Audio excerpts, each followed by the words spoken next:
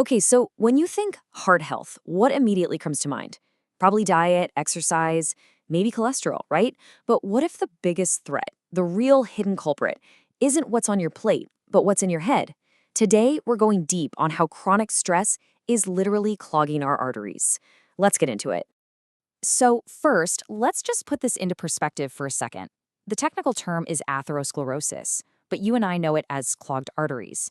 And it is, without a doubt, a silent epidemic. It's the root cause of about 50% of all deaths in westernized societies. That includes most heart attacks and strokes. I mean, just let that number sink in. It's staggering. You know, we're all taught to watch our cholesterol, keep our blood pressure in check, and for good reason. But what if that's only half the story? What if the most dangerous factor in all of this isn't something you eat, but something you feel, day in and day out?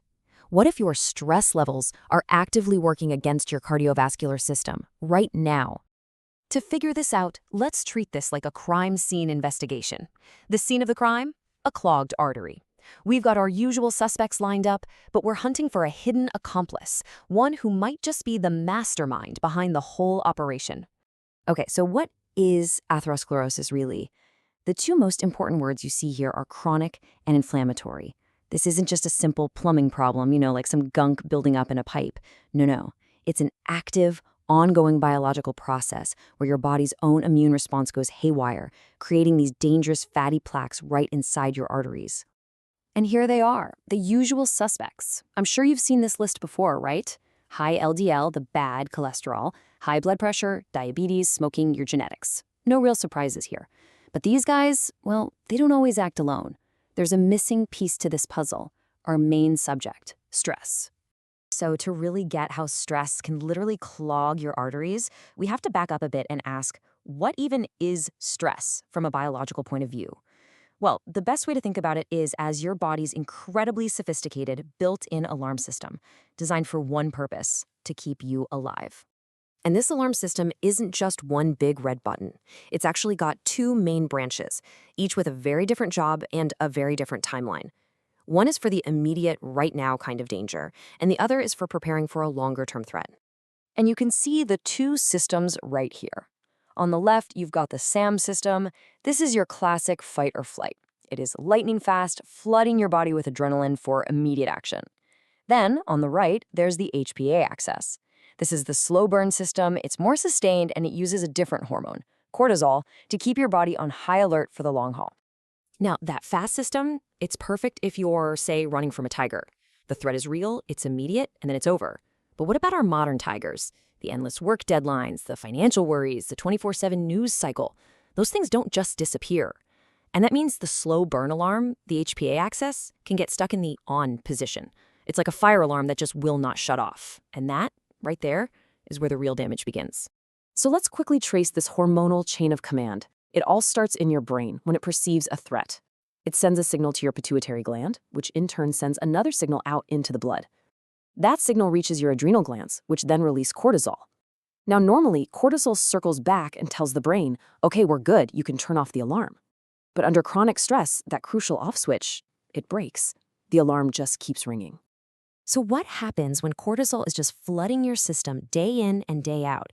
Well, the very hormone that's designed to protect you in short bursts begins to wage a war on your own body. It's no longer a targeted mission. It's a systemic, multi-front assault. This quote just absolutely nails it. Cortisol isn't the bad guy here. We literally need it to live. The problem isn't the hormone itself, it's the persistence. When the crisis manager who's supposed to handle the emergency never leaves, he becomes the emergency. So let's look at the collateral damage, starting with your metabolism. To give you a constant supply of fight or flight energy, cortisol orders your liver to just dump sugar into your bloodstream. Over time, that can lead straight to insulin resistance and even type 2 diabetes.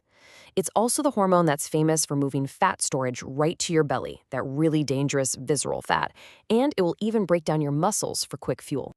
And get this, the damage isn't just physical. It is literally changing the shape of your brain. Chronic stress can shrink your hippocampus, which hurts your memory. It can shrink your prefrontal cortex, which weakens your decision-making and impulse control. And at the same time, it makes your amygdala, your brain's fear center, bigger. So you feel more anxious and reactive, which causes more stress. And you can see how this becomes a vicious cycle. And all of this brings us right back to where we started, your heart and your arteries. Chronic stress directly attacks your cardiovascular system. It raises your blood pressure, it makes your vessels twitchy and more likely to constrict, and here is the absolute key for our story. It directly damages the super delicate inner lining of your arteries. That's a condition called endothelial dysfunction, and it's basically the first crack in the armor. Okay, so we've seen the chaos that stress causes all over the body. Now it's time to connect all the dots. We're going to watch step by step exactly how that mental, emotional stress physically builds a dangerous plaque inside an artery. This is the whole story, right here in 4 steps. Step 1 is the breach. All that stress-driven high blood pressure acts like sandpaper, damaging the artery wall. Step 2, the invasion. That damage allows the bad LDL cholesterol to sneak in, where it gets oxidized and becomes a huge red flag for your immune system. Step 3, the battle. Immune cells called macrophages rush in to gobble up the cholesterol, but they eat so much they become these bloated foam cells, which form the core of the plaque. And finally, step 4, the cover-up. Your body tries to patch things over with a fibrous cap, but what it's really creating is a little ticking time bomb. And here's the most crucial part. The chronic stress continues to fuel inflammation. And that inflammation makes the cap over the plaque weak, fragile, and unstable. A weak cap on top of a core of inflammation is the perfect recipe for a rupture. And that event, a plaque rupture, is what triggers the blood clot that causes about 75% of all heart attacks. So all of this cumulative damage we've been talking about, the metabolic chaos, the brain remodeling, the cardiovascular strain, there's actually a scientific term for this total burden. It's the final bill your body has to pay for being stuck in a constant state of emergency. It's called allostatic load. Think of it as the cumulative wear and tear on your body from having to adapt to chronic stress over and over and over again.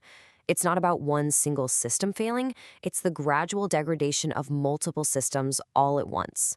It's the physiological price you pay. And this quote right here is the key takeaway. Your body is incredibly resilient, but it was never designed to be on high alert indefinitely. Eventually, the very systems that are meant to save you start to break you down. That physiological debt, that allostatic load, it always has to be paid. The bill always comes due. And that leaves us with one final, pretty powerful thought. Your body doesn't forget. It keeps a precise biological record of every stressful event, every sleepless night, every anxious moment. So the question isn't just about what you eat or how much you exercise. It's about the story your allostatic load is telling. What's your body's tally look like? And what can you do to start changing the end of that story?